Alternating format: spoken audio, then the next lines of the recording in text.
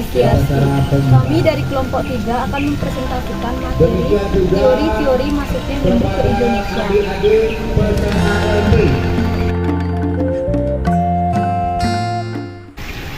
Di sini saya akan menjelaskan teori-teori masuknya Hindu-Buddha ke Indonesia. Yang pertama, teori Brahmana. Teori Brahmana menyatakan bahwa masuknya Hindu-Buddha ke Indonesia dibawa oleh para Brahmana atau golongan pemuka agama di India. Teori ini dikemukakan oleh Van Leur, berisi bahwa kebudayaan Hindu ini dibawa oleh Brahmana yang diundang oleh para suku raja di Indonesia agar mereka dapat mengesahkan atau melegitimasi kekuasaan Hindu di Indonesia. Teori ini dapat disanggah karena raja di Indonesia akan sangat sulit mempelajari kitab Weda, dan ada pula aturan Brahmana tidak boleh menyeberangi lautan apalagi meninggalkan tanah kelahirannya. Ada pula kelemahan dan kelebihan teori Brahmana. Kelemahan teori Brahmana itu bukan hanya keakuratannya saja. Teori ini menyatakan tidak pas jika direlevasikan dengan penyebaran agama Hindu di Indonesia. Kelebihan dari teori ini yaitu teori ini merupakan golongan paling tahu mengenai ajaran agama Hindu di Indonesia, sehingga kemungkinan kebenaran teori ini dapat terbukti.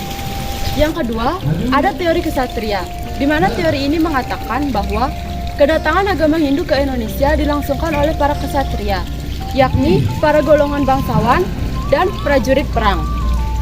Teori ini juga dicetuskan oleh seorang ilmuwan yang bernama Cornelis Christian Bert.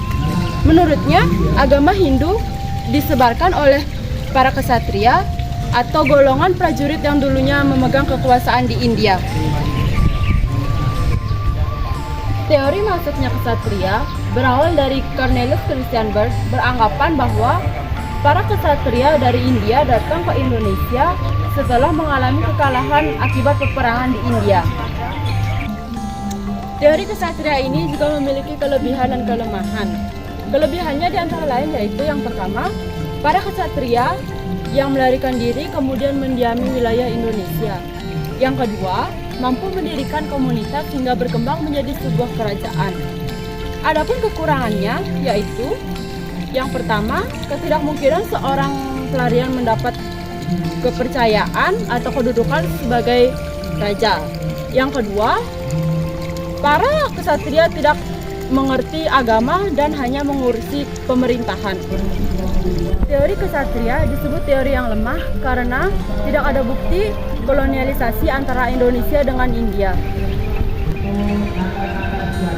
Yang ketiga, teori Vaishya. Teori ini dikemukakan oleh Profesor Dr. Nicholas Johann Krom, di mana pedagang India datang ke Indonesia dan singgah dan menetap di Indonesia.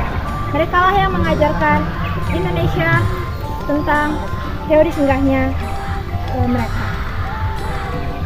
Teori ini dapat dibantah oleh Varna Brahmana, di mana Varna Brahmana lah yang mengetahui isi dari kitab suci agama Hindu atau kitab suci Weda.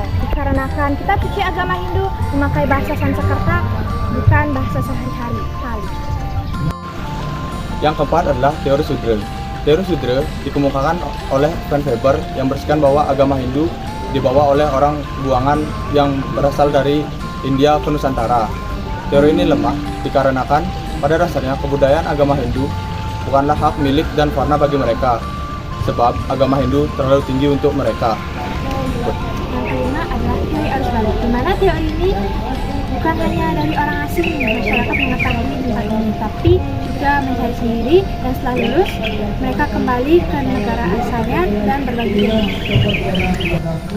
Teori ini memiliki 5 cara bagaimana masuknya agama Hindu ke Indonesia. Yang pertama, para raja di Indonesia pergi ke India untuk mempelajari agama Hindu. Yang kedua, para Brahmana diundang kepala suku di Indonesia untuk memberikan ajaran agama Hindu. Yang ketiga, dari teori di atas yang dapat diterima hanyalah teori Brahmana.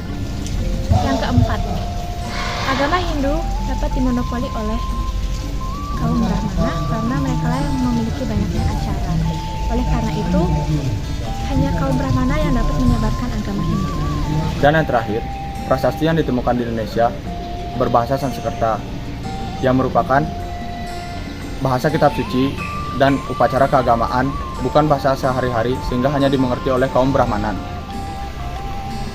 Jadi, kesimpulan dari teori-teori tersebut yaitu di antara pendapat dan teori yang dikemukakan oleh para ilmuwan tersebut, yang paling mendukung masuknya Hindu ke Indonesia adalah teori Brahmana. Sedangkan teori lainnya belum sesuai dengan kondisi atau situasi agama itu sendiri. Sekian presentasi dari kelompok kami. Jika ada kesalahan kata yang disengaja maupun tidak disengaja, kami mohon maaf. Kami tutup dengan parame santi. Om Santi Santi Santi Om.